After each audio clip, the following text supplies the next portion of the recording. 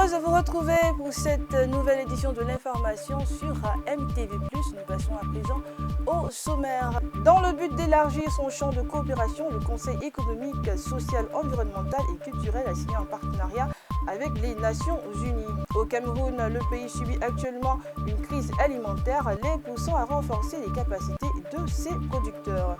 Enfin, en Afrique, plus de 41 millions de personnes sont touchées par une crise alimentaire. Mais tout d'abord, du 10 au 16 avril, les problématiques liées à la lutte contre la pauvreté, au développement économique et à l'efficacité de l'aide ont été abordées lors des réunions du printemps 2023 de la Banque mondiale et du FMI à Washington. La Côte d'Ivoire, représentée par le ministre de l'économie et des finances, Adama Coulibaly, a marqué sa présence. Suivant ce reportage pour plus de détails. Bilan positif pour la délégation ivoirienne. Les réunions de printemps du groupe de la Banque mondiale et du FMI prennent fin pour la Côte d'Ivoire avec la dernière réunion du groupe consultatif en présence de la directrice générale du FMI. La Côte d'Ivoire a marqué sa présence à ce rendez-vous de l'économie mondiale. Nous avons eu des échanges avec la directrice générale du FMI. Nous sommes revenus sur la qualité de nos relations. Nous avons transmis les remerciements des autorités ivoiriennes aux autorités du Fonds monétaire international. Nous avons évoqué naturellement les questions liées au programme que nous venons de discuter avec le Fonds monétaire international. Avec la Banque mondiale, nous avons eu également de bonnes discussions et nous avons demandé que le niveau d'intervention de la Banque mondiale puisse être augmenté. Nous avons réaffirmé le niveau d'accès du Fonds monétaire international, une enveloppe de 2000 milliards de francs CFA sur 3 années. Des réunions de haut niveau et surtout une tribune d'échange qui confirme le positionnement de la Côte d'Ivoire au sein des sphères internationales de la finance et de l'économie. Conduite par le ministre Adama Coulibaly, la délégation de la Côte d'Ivoire entrevoit des perspectives heureuses. Aux côtés du ministre de l'économie et des finances, la ministre du plan et du développement Niale Kaba et le ministre du budget et du portefeuille de l'État Moussa Sanogo. Le Conseil économique, social, environnemental et culturel, avec à sa tête le Dr Aka Awele, a signé un partenariat avec le système des Nations Unies dans le but d'élargir son champ de coopération aux organisations partageant le même centre d'intérêt. Suivons ce reportage pour plus d'informations.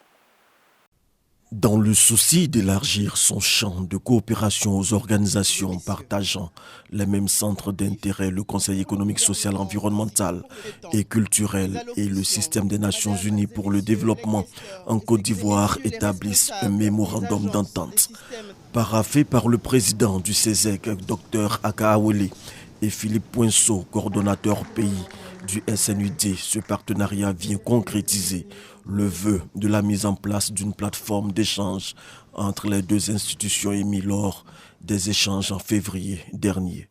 Ce cadre partenarial que nous signons aujourd'hui va nous permettre de renforcer notre partenariat en faveur des objectifs de développement durable, d'augmenter les opportunités d'échange, de faciliter la collaboration entre le Conseil économique, social, environnemental et culturel et les entités qui composent le système des Nations Unies en Côte d'Ivoire et de faire le suivi, bien sûr, de nos interactions pour le bénéfice des populations vivant en Côte d'Ivoire. En tant qu'organe consultatif de dialogue et de concertation, le CESEC, avec ce partenariat, sera mieux outillé pour émettre des avis qualitatifs sur les défis de développement qui s'imposent à la Côte d'Ivoire, notamment dans les plaidoyers en faveur de la réalisation du programme de développement durable à l'horizon 2030 et la mise en œuvre des objectifs de développement durable. Ces avis, pour être véritablement pertinents, doivent être placés sous le sceau de la rigueur, de l'expérience et la prise en compte des attentes de la population. À travers cet acte majeur, je nourris l'espoir, Monsieur le coordonnateur résident, de voir la signature de ce mémorandum d'entente apporter une impulsion nouvelle au dynamisme de notre institution. Vous pouvez compter sur chacune et chacun des membres de notre Assemblée consultative. Vous pouvez compter sur notre détermination et notre engagement à cotiser nos intelligences et nos expertises afin de donner le meilleur de nous-mêmes pour donner pleine vie à ce partenariat et répondre ainsi à nos attentes respectives.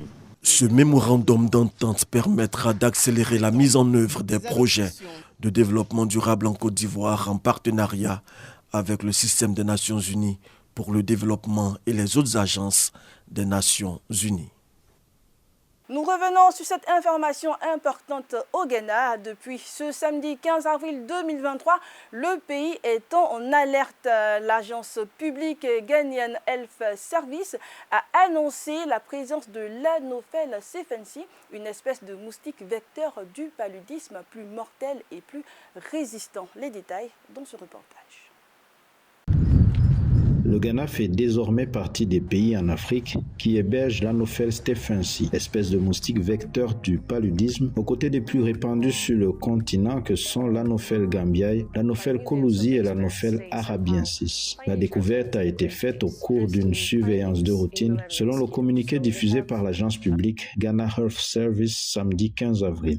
Le nouveau vecteur a été confirmé en mars 2023 à partir d'échantillons prélevés à Touba et à Dansoman, dans la région du Grand Accra, dans le cadre du système de surveillance de routine du paludisme et de la surveillance de la lutte antivectorielle effectuée dans tout le pays via des sites sentinelles désignés. L'agence de santé publique Ghana Health Service décrit l'Anopheles stephensis comme un vecteur unique qui se reproduit dans les étangs, les marécages et tous les sites de reproduction traditionnels des anophèles. Plus résistante et plus mortelle, cette espèce survit à des températures élevées pendant la saison sèche lorsque la transmission du paludisme diminue par les autres vecteurs. Le directeur général de GHS demande de redoubler les mesures de protection habituelles en utilisant des moustiquaires et en évitant la stagnation des eaux autour des maisons. L'agence de santé publique ghanéenne compte œuvrer avec ses partenaires pour relever ce nouveau défi.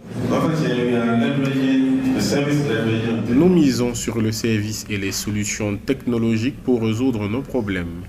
Nous allons lancer une stratégie digitale pour mettre en œuvre des idées novatrices.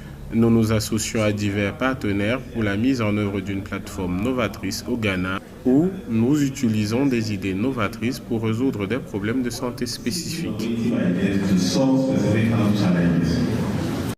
D'après l'Organisation mondiale de la santé, l'Anopheles stephensi était jusqu'en 2011 limité à certains pays d'Asie du Sud et de la péninsule arabique. Les cas identifiés en Afrique l'ont été à ce jour à Djibouti en 2012, en Éthiopie en 2016, au Soudan en 2016, en Somalie en 2019 et au Nigeria en 2020.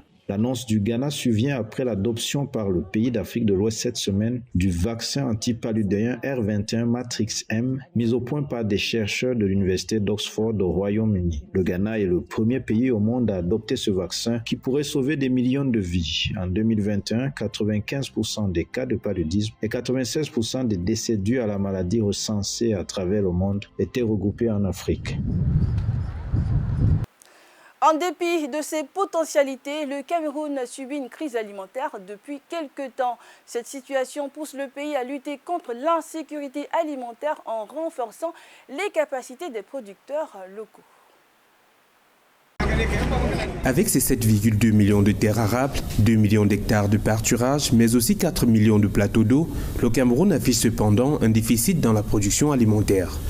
Selon le ministre de l'Élevage, des Pêches et des Industries animales, le pays importe annuellement plus de 900 milliards de francs CFA de produits agricoles, dont 200 milliards de francs CFA de produits laitiers et de la pêche. Un déficit que le PCPA-CFA, le programme de consolidation et de pérennisation du Conseil agropastoral, veut relever en renforçant davantage les capacités des producteurs locaux. Avec la crise, n'est-ce pas, la guerre russo-ukrainienne, on a des difficultés au niveau, n'est-ce pas, de la provision de nos villes. Donc il faut travailler sur la sécurité alimentaire. Nous allons renforcer nos équipes sur le terrain, nos moyens pour pouvoir augmenter la production, augmenter la productivité, augmenter les revenus des producteurs et puis participer, n'est-ce pas, à la politique du gouvernement de l'import-substitution. L'un des défis que doivent relever les petits producteurs est celui de l'accessibilité au financement et au crédit. Selon le ministère de l'Élevage, des Pêches et des Industries animales du Cameroun, les filières riz, maïs, Lait et poissons sont quelques-unes des filières prioritaires qui nécessitent d'importants financements pour stimuler significativement leur rendement d'ici à 2030 et contribuer à la politique d'import-export qui va permettre de réduire la dépendance aux exportations. La perspective aussi, c'est d'amener, n'est-ce pas, nos producteurs, les accompagner, aller vers les banques pour le financement des crédits. Parce qu'on ne peut pas financer, développer l'agriculture sans crédit. Donc nous sommes en train de former le conseil pour les accompagner, pour accompagner les producteurs individuellement ou collectivement vers les banques, vers les microfinances, pour qu'il y ait des financements de projets et pour que notre pays aussi, n'est-ce pas, puisse, n'est-ce pas, profiter des fonds qui sont dans nos banques, n'est-ce pas, pour le développement de l'agriculture, le développement de l'élevage et le développement économique du Cameroun, n'est-ce pas, en général. Depuis sa création en 2008, le programme PCP-ACFA a accompagné environ 225 000 producteurs pour améliorer l'offre alimentaire au Cameroun. Des efforts dont l'impact ne se ressent que peu au regard de la cherté et la rareté des produits alimentaires sur les marchés. La situation de l'insécurité alimentaire devient inquiétante en Afrique de l'Ouest et en Afrique centrale, selon la Banque mondiale. C'est plus de 41 millions de personnes qui sont touchées et pendant la saison creuse. Suivant ce reportage pour avoir plus d'informations sur cette situation catastrophique. Avec plus de 41 millions de personnes menacées pendant la saison creuse de cette année, la situation de l'insécurité alimentaire devient alarmante en Afrique de l'Ouest et en Afrique centrale. C'est ce qu'affirme la Banque mondiale, qui estime également dans un nouveau rapport que 29 millions de personnes dépendent actuellement de l'aide alimentaire d'urgence. L'institution financière a attribué l'incidence élevée de la malnutrition dans la région à la fragilité et au conflit, au niveau élevé de pauvreté, à l'accélération du changement climatique, à la faible productivité agricole et à la dégradation de l'environnement. Le dernier avertissement sur l'insécurité alimentaire est également repris par l'Agence des Nations Unies pour l'alimentation, le Programme alimentaire mondial, qui estime à 48 millions le nombre de personnes en Afrique occidentale et centrale, alors que les efforts pour contenir l'inflation contribuent aux pénuries alimentaires. Pour faire face à cette situation, la Banque mondiale a adopté une approche régionale pour renforcer la résilience du système alimentaire et mobiliser des fonds d'intervention d'urgence. Ce mardi 18 avril 2023 a été une journée pleine de larmes pour les habitants de Pékin. 29 personnes ont perdu la vie lors d'un incendie dans un hôpital de l'ouest de la ville. Notons qu'il s'agit de l'incendie le plus meurtrier depuis 2022. 29 personnes sont mortes dans l'incendie mardi d'un hôpital dans l'ouest de Pékin. Au lendemain du drame, la police annonce avoir interpellé 12 personnes, dont le directeur et des employés de l'entreprise chargée des travaux de rénovation dans le bâtiment. Des images de patients sautant par les fenêtres pour échapper aux flammes ont été partagées sur les réseaux sociaux. C'est l'incendie le plus meurtrier dans la capitale chinoise depuis celui survenu en 2002 dans un café internet où 25 étudiants avaient péri. Le Parlement européen et les États membres de l'UE ont trouvé un accord ce mardi 18 avril 2023 sur un plan visant à développer l'industrie des semi-conducteurs de l'Europe pour réduire sa dépendance envers l'Asie dans ce secteur stratégique. Suivant ce reportage. Les eurodéputés et les États membres ont trouvé un accord ce mardi pour développer l'industrie des semi-conducteurs et réduire la dépendance du continent vis-à-vis de l'Asie. Ces composants électroniques extrêmement importants dans nos objets du quotidien tels que les smartphones, l'électroménager ou les voitures sont essentiellement produits à Taïwan, en Corée du Sud et de plus en plus en Chine.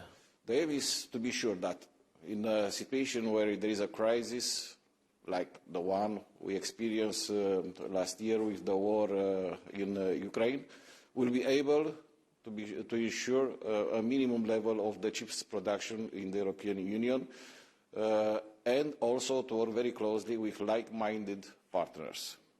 L'Europe a vu sa part de marché chuter ces dernières décennies à moins de 10% de la production mondiale.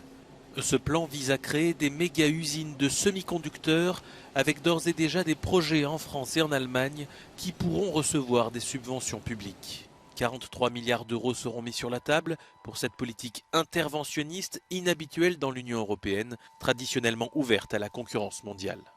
Soyez bons les uns envers les autres, compatissants, vous pardonnant réciproquement comme Dieu vous a pardonné en Christ. Éphésiens 4, verset 32. C'est ici que prend fin cette édition de l'information. J'ai été ravie de vous l'avoir présentée. Je vous souhaite à vous, chers téléspectateurs de Miracle TV+, un bon week-end et surtout une bonne suite de programmes sur